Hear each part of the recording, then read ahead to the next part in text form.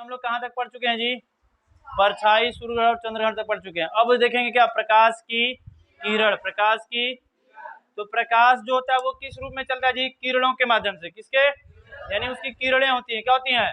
जैसे वो बल्ब जलन अपनी आंख ऐसे करके करोगे तो उसमें से बहुत सारी किरणें निकल के आएंगी, ठीक ना। अपनी आंख को थोड़ा सा ऐसे करके दबा के देखोगे, तब ऐसे देखोगे तो नहीं दिखेगा, थोड़ा, ठीक ना, पीला वाले में ज्यादा दिखता है, ठीक है। तो आप ये कह रहे प्रकाश की किरण, जब प्रकाश की सिर्फ एक किरण चलेगी, क्या करेगी? कहाँ पे चलेगी? किसी समांगी मिश्रण में। किसी कोई समांगी मिश्रण, समांगी माध्यम में, समांगी, जब समांगी माध्यम में प्रकाश की किरण जिस पथ पे, जिस गमन करती यानी जाती है, तो उसी को क्या कहते हैं? नहीं जी, ये तो माध्यम है। प्रकाश की, जब प्रकाश समांगी माध्यम में जिस पथ पे, जिस यानी जौने रास्ता से जा रहा है, उसी को क्या कहते हैं? प्रकाश की किरण। प्रकाश की किरण को प्रदर्शित करने के लिए एरो लगाया जाता है। क्या लगाया जाता है? यानी जिस दिशा में गति कर रही है उस दिशा में एरो लगाएंगे। तो कोई पूछेगा प्रकाश की किरण क्या होती है, तो कहेंगे किसी पारदर्शी माध्यम में प्रकाश जिस पथ पे, जिस पथ का मतलब क्या होता है? रास्ता, जिस रास्ते से गुजरता है उसी को क्या कहते हैं? प्रकाश की किरण। प्रकाश की, तो प्रकाश की किरण एक तो होती नहीं है, वो कई साथ में चलती है, तो इसे कहेंगे प्रकाश की किरण पुंज। क्या कहेंगे? तो ये उसी से बन जाएगा, जब प्रकाश की किरणें एक साथ में चलती हैं। क्या चलती हैं? एक समूह में जब चलती हैं तो उन्हें हम प्रकाश की किरण पुंज कहते, प्रकाश की किरण पुंज कहते। अरे समझ में आ गया? तो प्रकाश की जिसे ये दिया है ना, तो देखो साथ साथ में चल रही हैं, तो इसी को कहेंगे प्रकाश की किरण पुंज। अरे समझ में आ गया? अब आते हैं कि प्रकाश की किरण पुंज के प्रकार। प्रकाश की किरण पुंज के, यानी जो ये किरणें हैं, प्रकाश की किरणें हैं, वो कितने रूप से चल सकती, उनका जो ग्रुप है वो कितने रूप से हो सकता है। तो टोटल कितने ग्रुप हैं? 3। कितने जी? 3। पहला कह रहा समांतर किरण पुंज, दूसरा अभिसारी किरण पुंज, तीसरा अपसारी किरण। समांतर को कहते हैं अंग्रेजी में पैरेलल लाइट बीम। क्या बोलेंगे? Parallel light beam. इसे कहेंगे अभिसारी को कन्वर्जेंट लाइट बीम। इसे कहेंगे अपसारी। क्या बोलेंगे? अपसारी को कन्वेक्स लाइट बीम। तो 3 हो गए, पहला समांतर, दूसरा अभिसारी, तीसरा अपसारी, ठीक है। इसका फिगर यहाँ पे है। तो समांतर का मतलब जितनी भी किरणें रहेंगी वे वो एक दूसरे के क्या रहेंगी? पैरेलल। क्या समांतर रेखा पढ़े हो ना? समांतर रेखाएं जो समान दूरी पे हो, जो समान यानी एक दूसरे से समान दूरी पे खींची गई रेखाओं को समांतर रेखा कहते हैं, ठीक ना। तो जब प्रकाश इस रूप में चलेगा एक दूसरे के पैरेलल, तब उसे हम कहेंगे समांतर किरण पुंज। जब प्रकाश की किरणें समांतर रेखा में गमन करती हैं तो उन्हें हम समांतर किरण पुंज कहते। दूसरा कह रहा है अभिसारी। क्या जी? तो अभिसारी का मतलब ये कह रहा है कन्वर्जेंट। क्या कर रहे जी? कन्वर्ज करे। क्या करे? यानी कई दिशा से प्रकाश की आने वाली किरणों को एक ही बिंदु पे लाके क्या कर दे रहा है? कन्वर्ज कर दे रहा है। क्या कर रहा है जी? तो उसे कहते हैं अभिसारी। क्या बोलते हैं जी? अभिसारी। अब देखो एक किरण इधर से आ रही है, एक किरण इधर से, एक किरण इधर से, एक किरण इधर से, एक किरण, और ये सभी आके कहाँ मिल गई?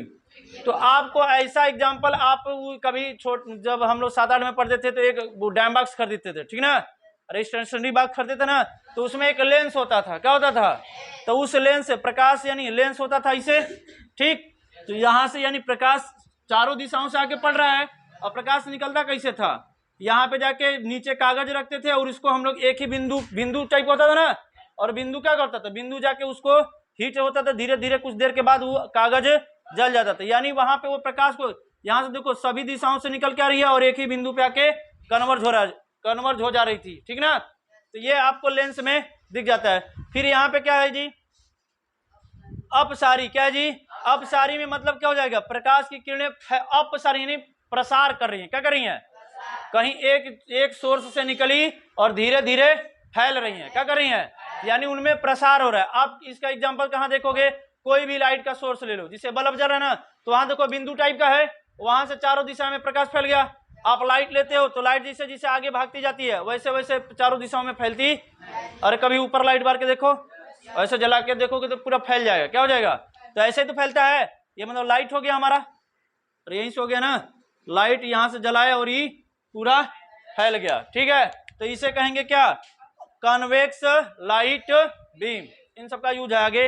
इतना समझ में आ गया। अब आता है कौन सा, ये 3 ठो हो गया। अब आता है प्रकाश का परावर्तन। प्रकाश का परावर्तन का मतलब होता है कि जब हम प्रकाश किसी परावर्तन मतलब कि कोई चीज जाए कहीं पे और टकरा के वापस आ जाए। क्या जाए, यानी कोई चीज गई और टकरा के क्या हो रही है, तो आप बाल जब फेंकते हो तो बाल फेंकते तो वापस आती है ना, तो यानी वो क्या हो रही, परावर्तित हुई।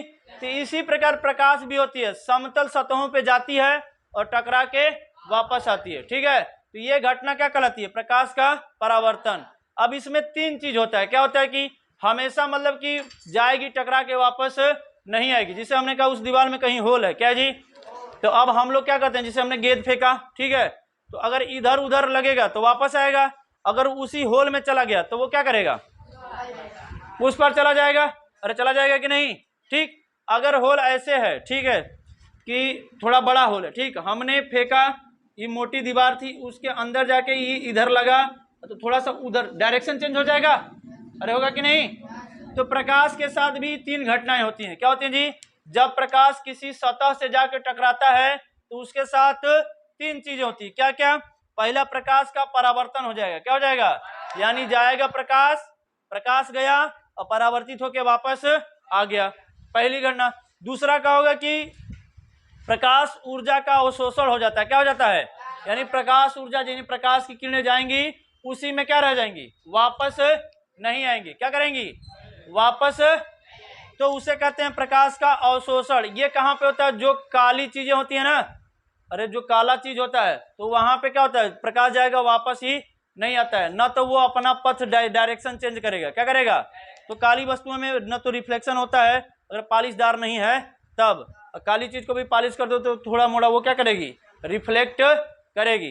तीसरा कहाँ गया जी, प्रकाश ऊर्जा का पारगमन। प्रकाश ऊर्जा का, इसको कहते हैं अपवर्तन। क्या कहते हैं जी, इसका जगह नहीं है जी, या ये क्या है, अगर प्रकाश क्या की, यहां से एंट्री कर रही है, क्या कर रही है जी, यहां से आई, ठीक, ये सतह से टकराई और इधर हमने एक अभिलंब खींच दिया। क्या खींच दिया, तो ये क्या करती है, या तो इससे दूर हो जाएगी, इस अभिलंब से, यानी यहां से आ रही तो थोड़ा सा, अब इसको सीधे जाना चाहिए ना, लेकिन ये सीधे नहीं जाती है, सीधे या तो उधर भाग जाएगी या तो इस घटना को कहते हैं प्रकाश ऊर्जा का पारगमन या अपवर्तन। क्या कहते हैं, अरे ठीक है, तो वो जो घटना हम लोग देखते हैं ना, कौन सा, कि जो गिलास में सिक्का रखे रहते हैं ना, तो वो क्या होती है, हमको उभरा हुआ दिखाई देता है।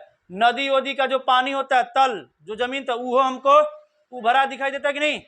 जब पेंसिल या उंगली गिलास में ऐसे डाल देते तो हम लोगों की उंगली क्या होती है, टेढ़ी या मोटी दिखाई देती है। तो वो सब किसका रीजन होता है, प्रकाश के अपवर्तन का। प्रकाश के, तो ये अभी नहीं है, अभी हम लोगों को क्या पढ़ना है, प्रकाश का परावर्तन। प्रकाश का, तो जब भी प्रकाश किसी वस्तु से टकराएगी तो कितनी कंडीशन होगी, 3। या तो प्रकाश जाएगी टकरा के वापस आ जाएगी, या तो उसका अवशोषण, यानी न तो इधर आया न तो कहीं डिफ्लेक्शन हुआ और न ही बस जाएगी उसी में वो सोख लेता है। क्या कर लेता है, उसको क्या कर लिया, अवशोषित कर लिया। क्या कर लिया, और तीसरा क्या जी, प्रकाश गया, उसको सीधे सीधे निकल जाना चाहिए था, लेकिन थोड़ा सा इधर उधर विचलित हो जाता है। क्या हो जाता है, तब हम उसे कहेंगे प्रकाश ऊर्जा का पारगमन। अब आता है प्रकाश का परावर्तन 2 सतहों से होता है। कितने जी, अगर पॉलिशदार सतह है, क्या जी, पॉलिश की हुई है, चमकीली सतह है, तो वहां से प्रकाश जाएगा।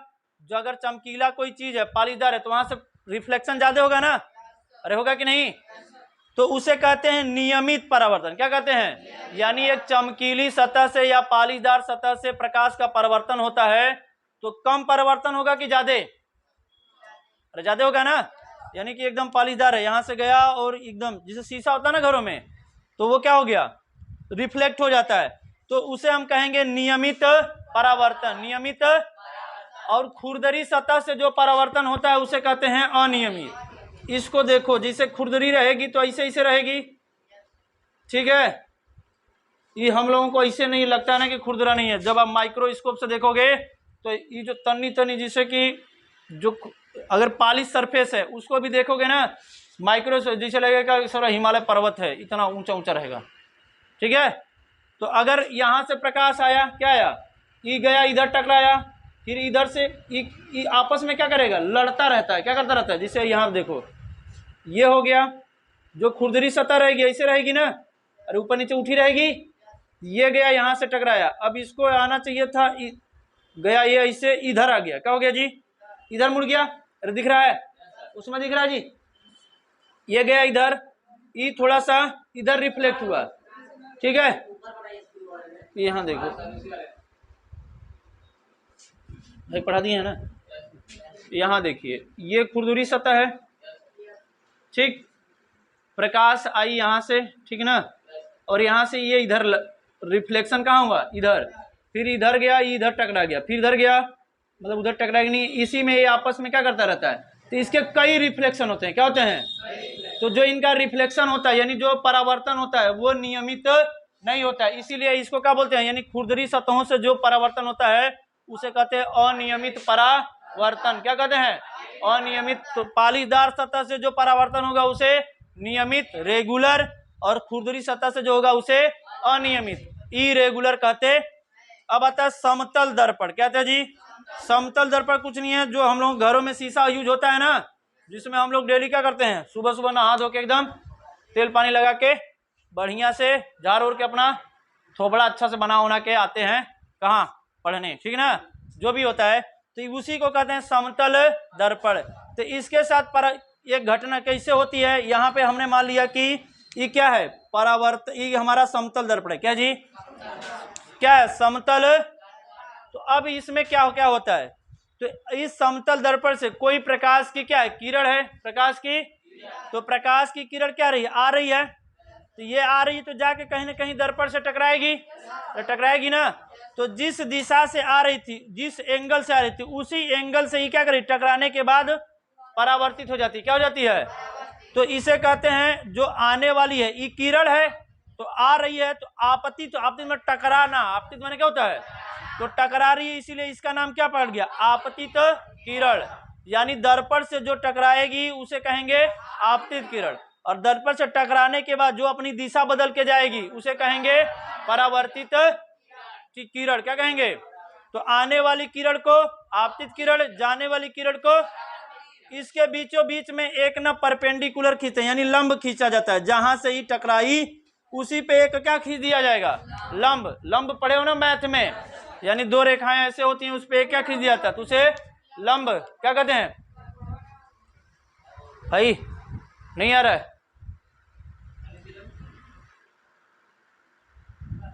ठीक है, इधर देखो, तो आपतित किरण समझ में आ गया, परावर्तित किरण, अब बीचों बीच में जो एक लंब खींचा गया उसका नाम क्या होगा जी, अभिलंब, क्या होगा, तो इसे क्या कहेंगे, अभिलंब, क्या कहेंगे, अभिलंब। तीन चीज समझ में आ गया, तो जब भी समतल दर्पण से परावर्तन होगा तो हमको आपतित किरण मिलेगी, परावर्तित किरण मिलेगी, और उसी पे एक लंब खींचा जाएगा जिसे हम क्या कहेंगे, अभी अंग्रेजी में कहते हैं नॉर्मल, क्या कहते हैं जी, इसको कहते हैं इंसिडेंट रे, क्या कहते हैं, इंसी, ये रिफ्लेक्ट हो रही है, क्या रही है, तो रिफ्लेक्टेड रे, ठीक है, और इसको कहते हैं नॉर्मल, क्या बोलते हैं, जो अभिलंब है उसे कहते हैं नॉर्मल, ठीक है। अब आते हैं दो कोण बनता है, कितने जी, दो कोण बनते हैं, किसके किसके बीच में, एक कोण यहाँ पे और एक कोण, एक इसको, एक को आई से डिनोट करते हैं, एक को आई से कहता है इंसिडेंट एंगल, क्या बोलते हैं, और इसे कहते हैं रिफ्लेक्टेड एंगल, क्या बोलते हैं, हिंदी में कहते हैं आपतन कोण, इसको कहते हैं परावर्तन कोण। ये कुछ नहीं है, ये किसके किसके बीच में बना है उसी से इसकी परिभाषा बन जाएगी, आपतित किरण और अभिलंब के बीच बनने वाले कोण को आपतन कोण, आपतित किरण और अभिलंब के बीच में बनने वाले कोण को आपतन कोण, ध्यान सुनो, आपतित किरण और अभिलंब के बीच बनने वाले कोण को आपतन कोण कहते हैं, क्या कहते हैं, इसे आई से प्रेजेंट करते। अब आते हैं अपरावर्तन कोण पे, तो अभिलंब और परावर्तित किरण के बीच में बनने वाले कोण को परावर्तन कोण कहते हैं, इसे आर से डिनोट करते। इतना समझ में आ गया। आता है परावर्तन का नियम, कहता है कि परावर्तन का नियम लिखो, परावर्तन का, ठीक है, 2 नंबर में आ जाएगा, 2 लाइन लिखना है। तो परावर्तन का नियम कुछ नहीं है, आप इसको देखें ना तो यहाँ पे आपको दो चीज मिली, आपतित किरण, परावर्तित किरण और अभिलंब। इस ये जो दर्पण है उसके एक ही तरफ है कि नहीं, अरे एक ही तरफ है ना, तो ये वही कहता है कि आपतित किरण, परावर्तित किरण और अभिलंब एक ही तल में होते, एक ही, यानी दर्पण के एक ही साइड में होते, यानी तीनों कहाँ है, एक ही ओर होते हैं, कहाँ पे जी, अरे समझ में आ गया।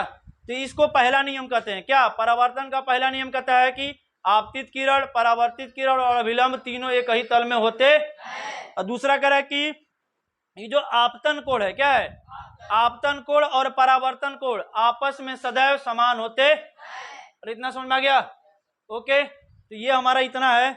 इसके अभी तीन चैप्टर और हैं, ठीक ना? ये तो अभी परावर्तन पढ़े, अभी आएगा कौन सा? दर्पण। एक है उत्तल दर्पण, एक है अवतल दर्पण, नाम सुने हो? फिर उसके बाद आता है अपवर्तन। क्या होता है? तो अपवर्तन को कहते हैं, कट कर देना बाबू।